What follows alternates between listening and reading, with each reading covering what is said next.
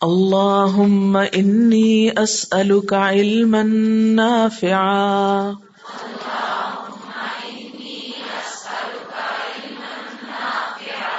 ورزقا طیبا وعملا متقبلا. اللہم اے اللہ، انی بے شک میں، اسألک سوال کرتا ہوں تجھ سے، مانگتا ہوں تجھ سے، علماً علم، نافعاً نفع دینے والا، ورزقاً اور رزق، طیباً پاکیزہ، وعملاً اور عمل، متقبلاً قبولیت والا. اے اللہ، میں تجھ سے نفع دینے والے علم، پاکیزہ رزق اور قبول ہونے والے عمل کا سوال کرتا ہوں. ہم علم کی دعا مانگ رہے ہیں کہ کون سا علم جو ہمیں فائدہ دے، علماً نافعا، فائدہ دینے والا علم. اب دیکھیے کہ علم کے لیے انسان کو بہت محنت کرنی پڑتی ہے، بہت کوشش کرنا پڑتی ہے. اس کے لیے مشقت کرتا ہے انسان، صبر کرتا ہے، بہت سی چیزوں کو برداشت کرتا ہے. لیکن اتنی تکلیفیں اٹھانے کے بعد اگر کوئی چیز انسان حاصل کرے اور وہ بھی فائدہ مند نہ ہو تو آپ دیکھیے کہ کتنے افسوس کی بات ہے نا. ہمارے ہاں عام طور پر لوگ کچھ بھی پڑھنے یا سیکھنے لگ جاتے ہیں، کس لیے؟ بسا اوقات صرف اس لیے کہ زمانے میں اس کی یا لوگوں میں اس کی بہت مانگ ہے یا ویلیو ہے. اس ڈگری کے حاصل کرنے والے کو بہت عزت ملتی ہے، فلاں ڈگری کو حاصل کرنے سے بہت اچھی جاب مل جاتی ہے، دنیا کا کچھ فائدہ ہو جاتا ہے. عموماً جب ہم کوئی بھی علم حاصل کرتے ہیں تو کیا سوچ کر حاصل کرتے ہیں؟ صرف دنیا کا فائدہ دیکھتے ہیں، اچھی جاب مل جائے گی، لوگوں میں ایک شان و شوکت ہو جائے گی، دوسروں کو فائدہ پہنچا سکیں گی. اپنی سیلف سیٹسفیکشن کے لیے بسا اوقات کرتے ہیں، چاہے کوئی ویلیو ہو یا نہ ہو، ہمیں شوق ہوتا ہے کچھ چیز سیکھنے کا یا پڑھنے کا. ہم میں سے بہت کم لوگ یہ سوچتے ہیں علم حاصل کرتے وقت کہ اس کا استعمال کیا ہوگا، اس کا فائدہ کیا ہوگا، میری ذات کو یا دوسرے لوگوں کو. بسا اوقات ہم صرف دوسروں کی دیکھا دیکھی کچھ سیکھنے لگ جاتے ہیں اور عملی زندگی میں اس سے ہمیں کوئی بھی فائدہ نہیں ہوتا. بہت سے لوگوں کو دیکھا گیا ہے کہ وہ میڈیکل کے 4-5 سال دن رات محنت کر کے پڑھتے ہیں، ڈگری حاصل کرتے ہیں، لیکن جب پڑھ چکتے ہیں ان کے نام کے ساتھ ڈاکٹر تو لگ جاتا ہے مگر زندگی بھر پریکٹس نہیں کرتے، کبھی وہ کسی کو کچھ بھی فائدہ نہیں پہنچاتے. بعض لڑکیاں صرف اس لیے علم حاصل کرتی ہیں کہ ان کو اچھا رشتہ مل جائے، ان کی شادی اچھی جگہ ہو جائے، اور وہ وقت پاس کرنے کے لیے کوئی بڑی سی ڈگری میں داخلہ لے لیتی ہیں، اور جو ہی شادی ہوتی ہے تو وہ سب آدھے میں چھوڑ دیتی، کیونکہ گویا مقصد شادی تھا وہ پورا ہو گیا، بس ختم، اور پڑھنا کس نے. تو آپ دیکھیں کہ اس پڑھنے میں جتنا پیسہ لگا، جتنا وقت لگا، جو ایفرٹ لگی، وہ سب کہاں گئی؟ ختم ہو گئی نا یہیں پر. نتیجہ کیا نکلا؟ کچھ بھی نہیں. دنیا کے چند روزہ زندگی کا کچھ سامان ہاتھ آ گیا، چند روزہ زندگی کچھ آرام سے کٹ گئی.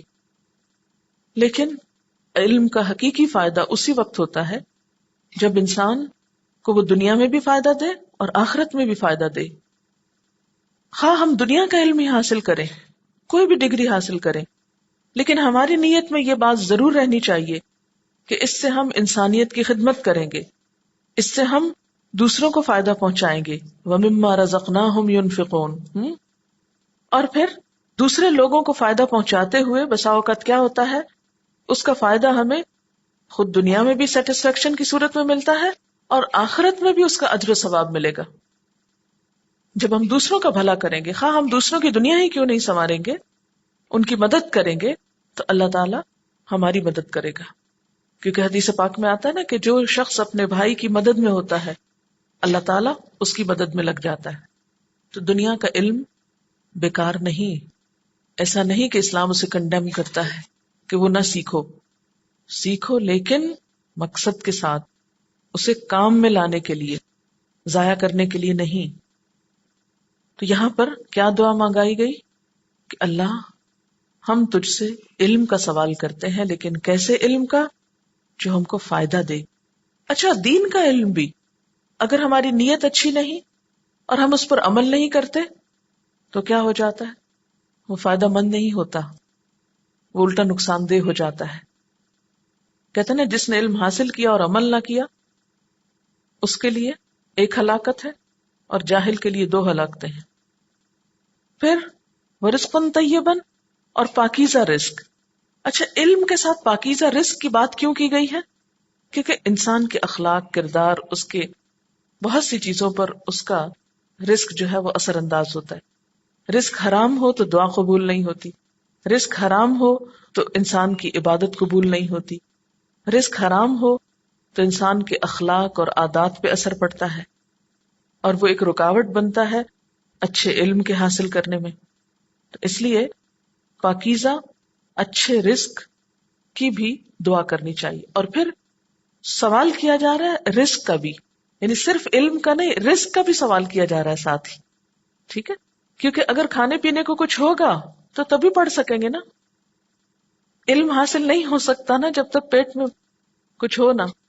اسی لیے اگر آپ بغیر ناشتے کے آئیں گے تو کیا ہوگا؟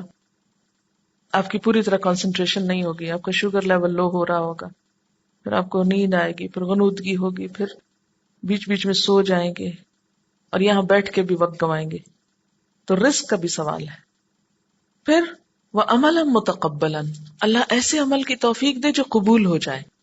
ہم سب ایک عمل کر رہے ہیں نا، علم حاصل کرنا کیا ہے؟ ایک عمل ہے.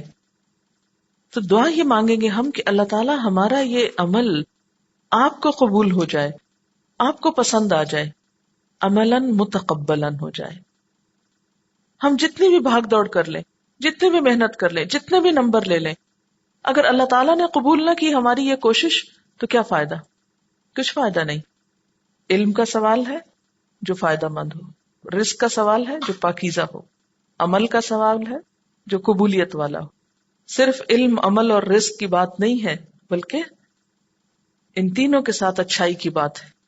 چلیے اب جب آپ دعا مانگیں گے تو کیا سوچیں گے کہ اللہ تعالیٰ یہ جو قرآن پاک ہم سیکھنے جا رہے ہیں اس کو ہمارے حق میں اور ہمارے ذریعے دوسروں کے حق میں فائدہ مند بنا دینا، اور ہمیں پاکیزہ رزق عطا کرنا، اور ہماری اس کوشش کو قبول کر لینا تاکہ ہماری یہ تمام کوششیں بہترین طریقے سے ہو سکیں اور قبولیت والی بن جائیں. اللہم انی اسألک علما نافعا